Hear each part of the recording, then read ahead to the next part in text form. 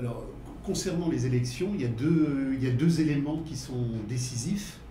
Le premier élément, c'est la très forte hausse de l'abstention pour le premier tour, puisque pour le premier tour, on avait quasiment 50% de l'électorat qui ne s'était pas déplacé. Et bien évidemment, le résultat du premier tour, avec une montée relativement importante du Front National.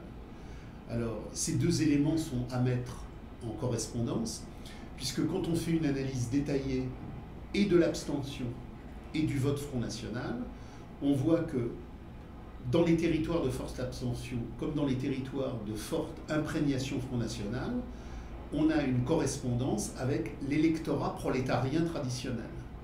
C'est-à-dire que dans les zones urbaines privilégiées, où vivent à la fois les bobos et les BCBG, et une clientèle immigrée propre aux appareils politiques, on a la gauche et on a la droite.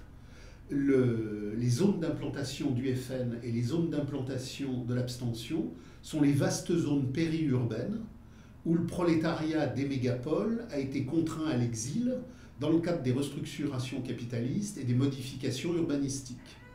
Donc, on a en quelque sorte un clivage qui permet d'apprécier les réalités historiques des temps qui vont venir. On a d'un côté des zones périurbaines à forte abstention ou à fort vote Front National qui correspondent grosso modo aux zones géographiques d'implantation prolétarienne.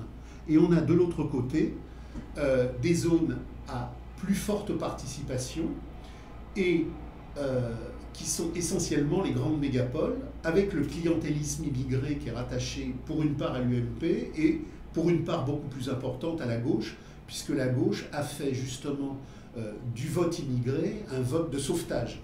On a vu d'ailleurs pour l'Île-de-France le cas spécifique de Barthelone, qui appelait les zones immigrées à venir sauver le soldat Barthelone face au soldat Pécresse.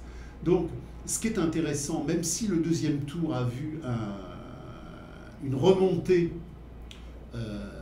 du vote traditionnel contre le vote FN et donc une certaine baisse du taux d'abstention, ce qui est intéressant, c'est de voir le temps qui vient dans le cadre de la crise du capital qui ne va pas cesser de s'accentuer, dans le cadre des restructurations qui ne vont pas cesser de se réorganiser, et donc dans le cadre d'un poids de plus en plus lourd sur la classe ouvrière. On voit donc qu'il y a une méfiance radicale du prolétariat historique par rapport aux classes dirigeantes nomenclaturistes officielles, c'est-à-dire qu'aujourd'hui, UMP plus PS, ça ne représente plus rien dans la réalité du vécu politique des gens.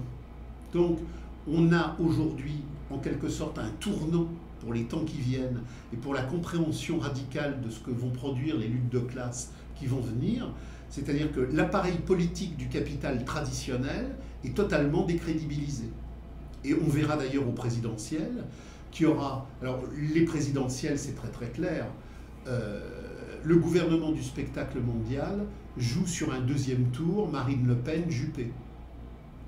Juppé... Valls, non ? Juppé, non, Valls c'est démonétisé. Juppé est au carrefour de toutes les impostures sociologiques, esthétiques, spectaculaires du crétinisme. Donc il va permettre une synthèse entre la droite-gauche et la gauche-droite.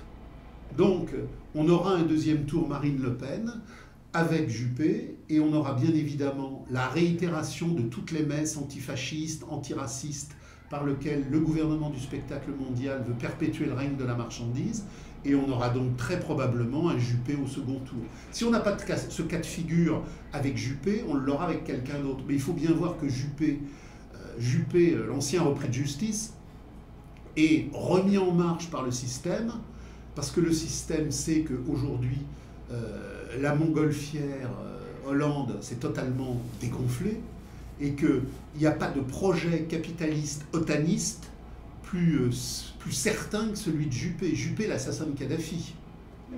Donc, Juppé, le petit soldat de l'OTAN. Et plus que Sarkozy. Et peut-être pas plus que Sarkozy, mais plus adéquate. C'est dans ce cadre-là, d'ailleurs, qu'il faut comprendre toutes les manipulations policières qu'a subi Fillon. Fillon, avec le fameux plantage de Juillet à l'Élysée, etc., Fillon, c'est bien évidemment l'otanisme, mais c'est l'otanisme mitigé, mesuré, par rapport à Juppé ou Sarkozy, qui sont des otanistes forcenés. Donc on a mis en marche une politique de déstabilisation de Fillon, parce qu'il fallait absolument avoir, pour le deuxième tour, quelqu'un qui plairait à l'antifascisme de gauche, qui serait susceptible de mobiliser la gauche, mais qui serait totalement vassalisé par l'ordre américain. Donc de ce point de vue-là, Juppé, c'est la meilleure pétanque pour Washington.